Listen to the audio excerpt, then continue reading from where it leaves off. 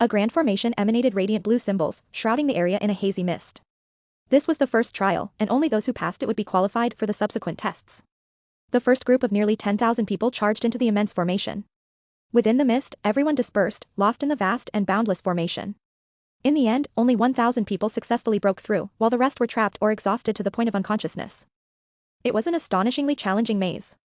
The second, third, and following groups faced similar trials, with only a fraction of the participants making it through. Many were in disbelief, but they knew only 3,000 would be chosen, leaving the majority to be eliminated.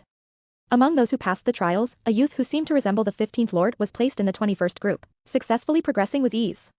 But it was not without concern, as he could have easily caused accidental harm due to his formidable power. There were also other remarkable individuals, including a young supreme from the Taisien Jade Rabbit clan, a silver moon hanging in the sky after their death. Additionally, a golden godly vine and a black orchid, representing powerful plant cultivators, caught the attention of all. After eliminating some powerful contenders, the second trial commenced to test their strength. The participants faced stone tablets that needed to be struck with all their might to evaluate their combat prowess. As the dust settled, only around 6,000 participants remained from the originally massive crowd. Among them, the young man who seemed to be the 15th Lord narrowly secured his place. Other startling figures also appeared, such as a powerful figure from the Taotai clan, emitting an invisible pressure that caused nearby cultivators to tremble. Another was the top beauty of the Taiying Jade Rabbit clan, known as the First Jade Maiden. As the stage was set, the next challenge was about to begin. The entrance to the hidden realm opened, forming a magnificent cross in the sky composed of 108 large stars. This wondrous scene presented a portal to another world. A group of young elites emerged, each wrapped in unique runes, akin to gods descending. They were the first to enter the hidden realm. Leaving behind the crowd of cultivators, their destinies intertwined. Their strength and potential would now be put to the test. This was the ultimate clash of young geniuses, the battle to determine the one true supreme. The portal to the hidden realm was vast, and inside, a dazzling altar stood, granting access to different areas within the realm. Each sect's prominent figures guided the young elites and heavenly geniuses to different regions, ensuring that the clash did not occur prematurely. As each young elite ascended the altar, they received a pure white beast tooth, confusing the spectators outside. What significance it held was yet to be understood. This is a sacred object brought out from the secret realm in the past. It has been refined with the blood of the eternal youth heavenly venerable, possessing a wondrous ability that can save lives. Whispers spread among the crowd, leaving many stunned and curious to know more about this mysterious item. This pristine white beast tooth is a rare life talisman. If the holder is killed within the secret realm, the talisman will sacrifice itself and send the person back to the altar. People gasped in shock at the incredible value of the life talisman, but at the same time, they felt unfairness in its distribution. Why would the immortal sects risk sending their disciples, first-generation experts, and divine maidens into the perilous realm without such a life-saving talisman? Someone lamented, revealing the reality of the situation.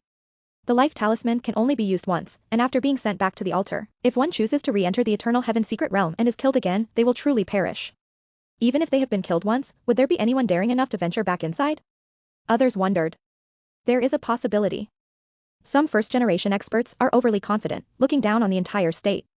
If they were to accidentally die or be assassinated, they might attempt to retaliate, another person added. Countless gazes turned to the sky, where the young elites of various clans and sects were protected by the life talismans. Envy filled the hearts of many, understanding that these individuals had already proven their worth and were thus worthy of such protection. Suddenly, when it was the turn of the disciple from the immortal palace to ascend the altar, he surprised everyone by bringing along a young man and a young woman of similar age. The elders guarding the entrance hesitated slightly, but ultimately allowed the three to proceed together. Why would he bring assistance? Some people muttered, discontent with the unexpected development. Given the character of the immortal palace's disciple, he wouldn't need any help. Those two are his followers. Both extremely powerful masters, surpassing many saints and divine maidens from major sections. Bringing them along is a way to let them seek their own opportunities. The immortal palace's strength truly surpasses expectations. Even this is possible, Moonchant Fairy wasn't walking with the immortal palace disciple. All the young elites were separated and sent to different areas, taking time before they would collide in a grand confrontation. Vine.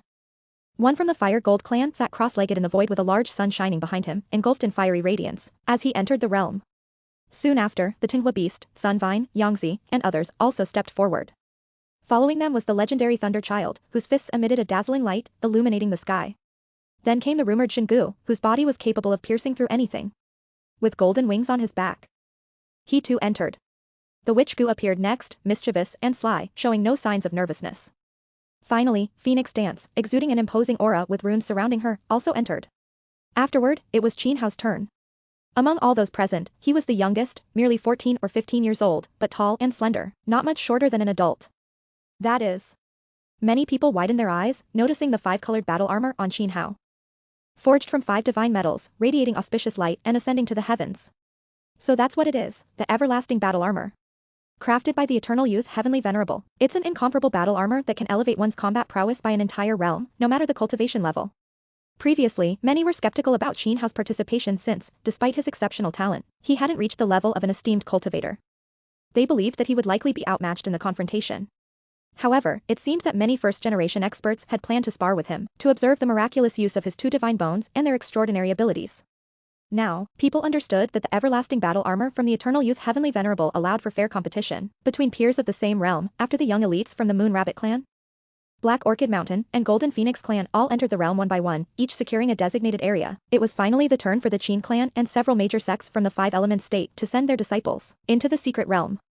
As this realm belonged to the top forces of the state, they dispatched their disciples to participate as well.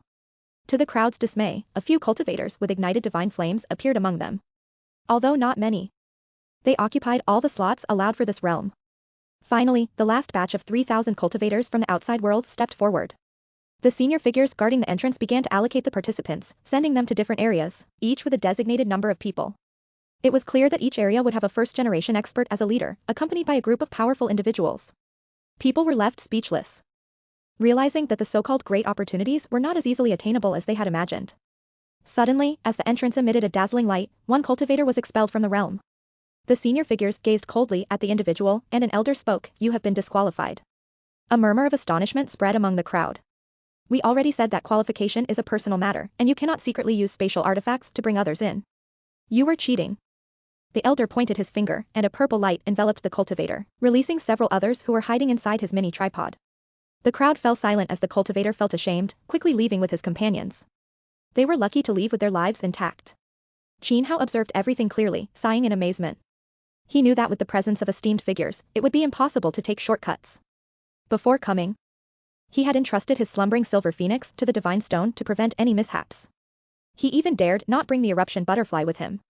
The only regret was that the youth resembling his grandfather had been sent in first, and the two of them were destined to be in separate areas, needing time to find each other. Because of Shi Hao's conservative approach during the combat power test, he ended up with one of the lowest rankings, leading to being recognized by those ranked near him. The senior figures guarding the entrance treated them with cold indifference, viewing them as mere fish. Some even snorted in disdain. "I'll say it again, the place inside is extremely dangerous," one senior figure said coldly, convinced that these fish lacked the necessary strength to survive.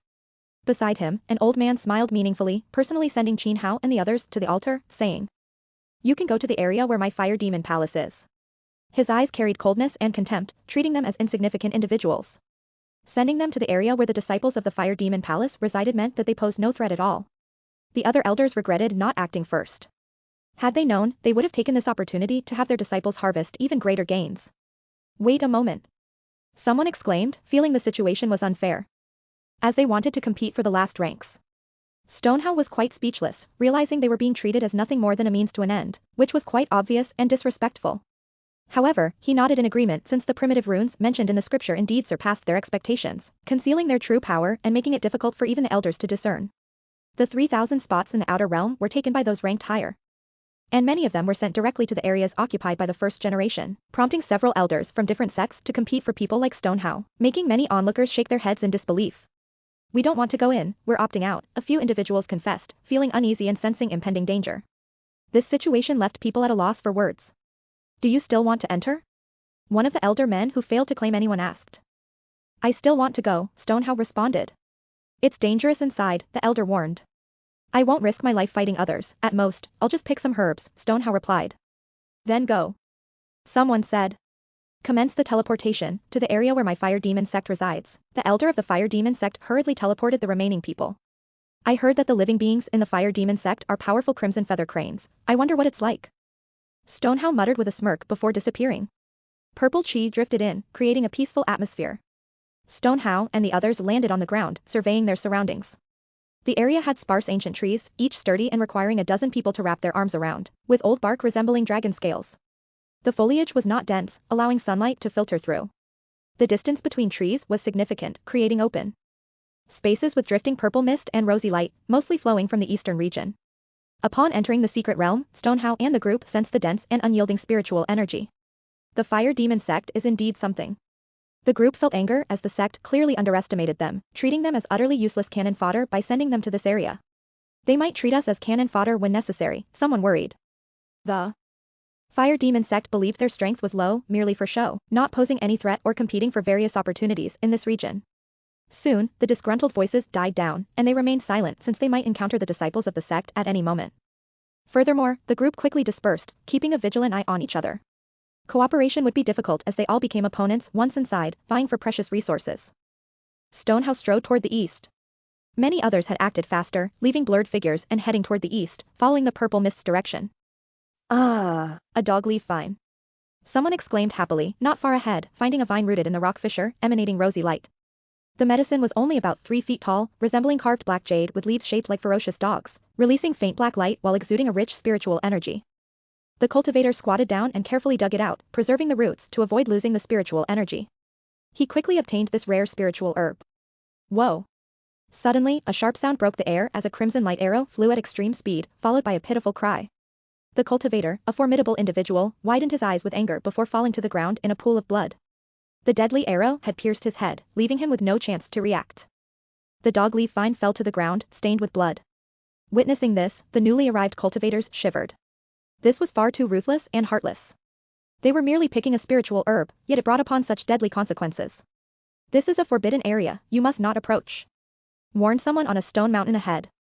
It was a middle-aged man with thick red hair and eyes like copper bells, holding a huge bow. He stood tall like an iron tower, exuding a powerful aura. As he spoke, he waved his hand, and the dogleaf vine flew back to him and landed in his hand.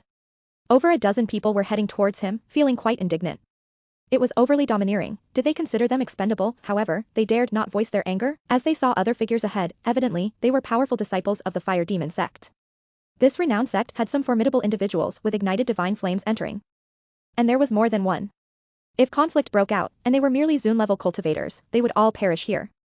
From a distance, Shi Hao saw this and felt displeased. The fire demon sect was too overbearing and ruthless. Nonetheless, this also indicated that something extraordinary had been discovered ahead, making the sect nervous. Many others shared the same thought, itching for a chance but estimating their strengths and deciding it was futile. Shaking their heads and retreating. A few hesitated and stealthily disappeared into the forest, no longer seen.